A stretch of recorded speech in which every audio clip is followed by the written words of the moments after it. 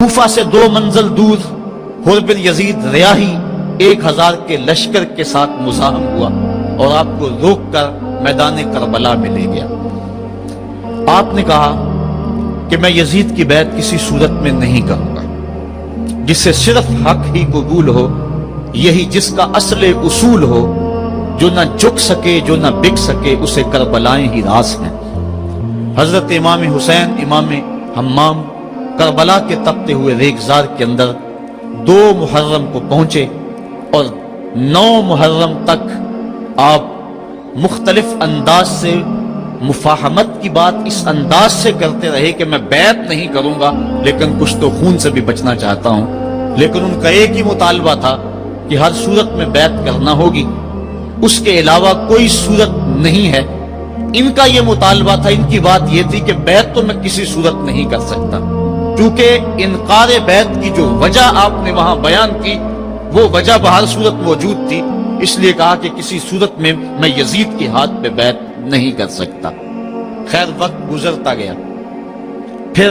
9 کو یہ بات طے ہو گئی کہ لڑنے کے لیے تیار ہو جاؤ اگر تم نے بیعت نہیں کرنا۔ بیعت کرنے کی صورت میں مراعات سے نوازا جا رہا تھا،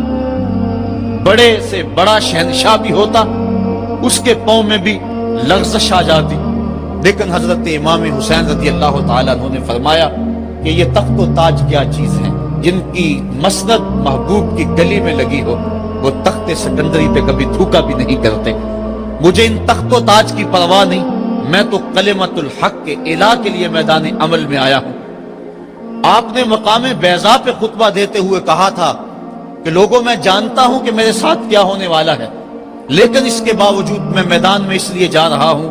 وَلَكُمْ فِيَّ أُسْوَةٌ کہ میری زندگی تمہارے لیے ایک نمونہ بن جائے۔ آپ نے اپنی زندگی کو قیامت تک آنے والی نسلوں کے لیے ایک نمونہ قرار دیا، اور میں نے پچھلے اجتماع کے موقع پہ کہا تھا،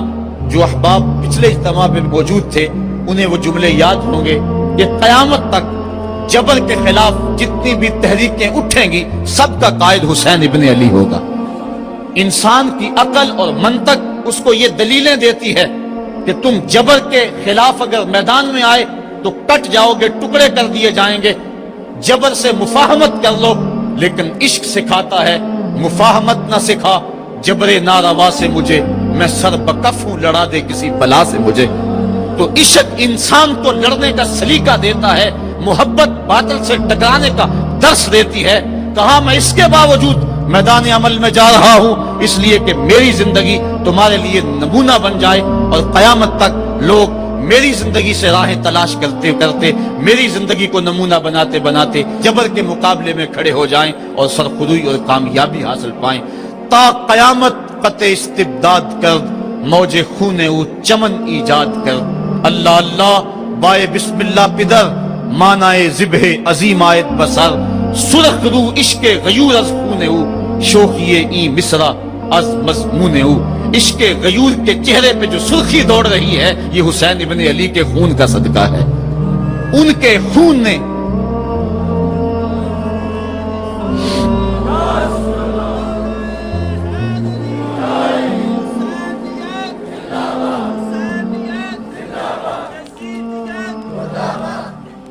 آپ نے 9 کی شب کو چراغ بجھا دیے، کہا یہ میری جان کے دشمن ہیں، تم اگر جانا چاہو تو جا سکتے ہو، میرے بعد تمہیں کوئی نہیں پوچھے گا۔ لیکن جانثاروں نے کہا یہ کیسے ہو سکتا ہے کہ آپ کا ساتھ چھوڑ کے چلے جائیں۔ پھر عاشورے کی وہ رات جو درد و اندوہ سے بری ہوئی رات تھی، ساری رات عبادت میں گزاری۔ ایک طرف شراب چل رہی ہے اور دوسری طرف آنکھوں سے عشق رسول کی مستی چھلک رہی ہے۔ تہجد کا وقت ہوا، نماز تہجد ادا کی، شہزادہ علی اکبر نے اذان پڑھی، اور کربلا کے ریگزار میں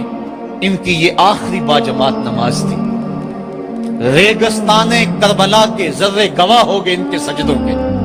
آج کائنات کا وہ انوکھا باب رقم ہونے والا تھا کہ صدیاں جس پہ ناز کریں گی۔ فرشتوں نے کہا تھا مالک تو خلیفہ بنا رہا ہے انسان کو، یہ تو لڑائی کرے گا، سجدے تو ہم کرتے ہیں۔ آج فرشتوں نے بھی دیکھنا تھا کہ سجدہ کرنے کا جو انداز حسین ابن علی کا ہے، فرشتے اپنی زندگی کی ساری کمائی اکٹھی کر لیں، حسین کے سجدے کی زکات بھی نہیں بن سکتی۔ جب جبر کی تیغیں چمکنے لگیں اور ایک ایک کر کے آوان و انصار جام شہادت نوش کرنے لگے، کبھی واہب شہید ہو رہے ہیں، کبھی زہر شہید ہو رہے ہیں، کبھی اون و محمد کے لاشیں گر رہے ہیں، کبھی قاسم کی جوانی لٹ رہی ہے، کبھی جوان اکبر کی آواز کربلا کے ریک زاروں میں گونجتی ہے، یا ابا ہو ادرکنی، میرے باپ مجھے پکڑیے۔ تو حضرت امام حمام دوڑ کے جاتے ہیں اور اپنے جوان بیٹے کی لاش کو کندھوں پہ اٹھا کے خیموں تک پہنچا کے ہاتھ فضا میں بلند کرتے ہوئے عرض کرتے ہیں، ربنا تقبل منا ھذا القربان، مالک حسین کی یہ قربانی بھی قبول کر لے۔ معصوم علی اصغر کو ہاتھوں میں لے کر جب سوئے فرات بڑھے اور 2 شاخہ تیر ان کے حلق میں پیوست ہوا،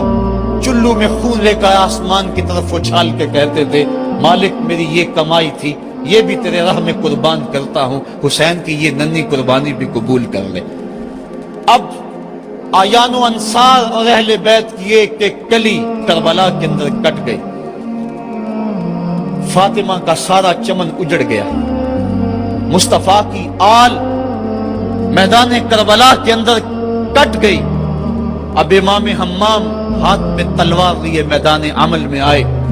اور آپ نے جو آخری خطبہ دیا تاریخ کے اوراق میں موجود ہے، لوگوں میرا حسب و نسب پہچانو، میں کون ہوں، میں کون ہوں، مجھے پہچانو، جلدی نہ کرو، ناحق خون اپنے ذمے نہ لو، میں وہ ہوں جو رسول کریم کے کاندھوں پہ کھیلتا رہا ہوں اور مجھے حضور نے لوریاں دے دے کے پالا ہے، میں حضور کی زبان چوسا کرتا ہوں۔ اس وقت دنیا پر کسی نبی کی بیٹی کا بیٹا موجود نہیں، میرا حق پہنچانو۔ لیکن اشقیاء کے آنکھوں کے آگے اندھیرا تھا۔ عمر بن سعد جو رے کی حکومت کے لالچ میں سب کچھ کرنے کے لیے تیار تھا، وہ حضرت سعد بن نبی وقاص کا بیٹا ہے، اور یہ وہ صحابی ہے جن کے لیے حضور کہتے تھے فدا کا امی و ابی، اے سعد میرے ماں باپ تیرے اوپر قربان ہوں۔ غزوہ احد کے موقع پہ حضور ان کے لیے کہہ رہے ہیں، لیکن آج وہی میدان میں نکلا ہوا ہے۔ حضرت امام حمام امام حسین رضی اللہ تعالیٰ عنہ پھر میدان عمل میں آئے، اور پھر دشمنان اہل بیت کے ساتھ جس جرت اور پامردی کے ساتھ آپ نے لڑائی کی، اور آپ کی تیغ براں جس طرح ان کے سر کاٹتی اور ان کا خون چاٹتی رہی، تاریخ کے اوراق میں وہ روشن باب موجود ہیں۔ آواز آ رہی تھی، یہ کون ذی وقار ہے، یہ کون شاہ سوار ہے، لباس ہے پھٹا ہوا، چھدا ہوا، کٹا ہوا، لخت لخت کٹا ہوا، پھر بھی ہے ڈٹا ہوا، یہ بال یقین حسین ہے، یہ نبی کا نور عین ہے۔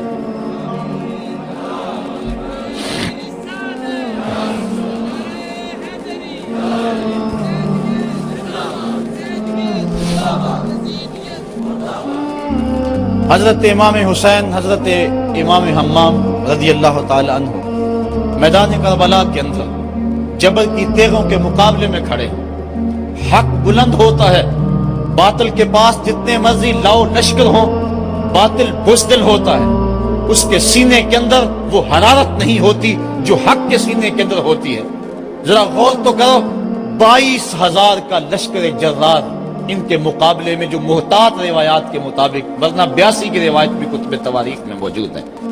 بلا 72 افراد جو 3 دن سے بھوکے بھی اور پیاسے بھی ہیں، ان کے لیے 22,000 کا لشکر کیا معنی رکھتا ہے۔ لیکن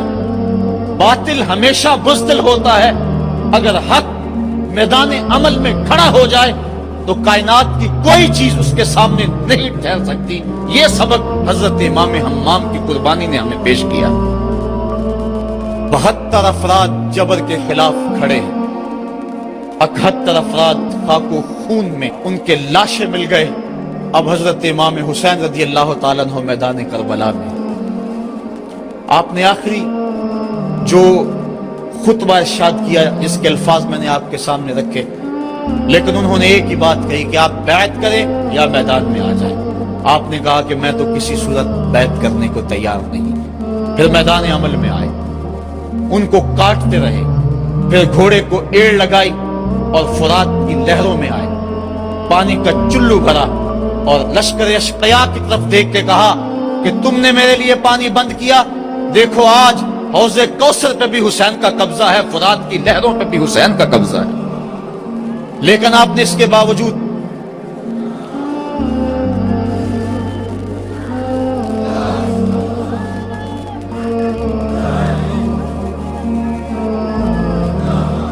حضرت امام حمام حضرت امام حسین رضی اللہ تعالیٰ عنہ نے پانی پیا نہیں،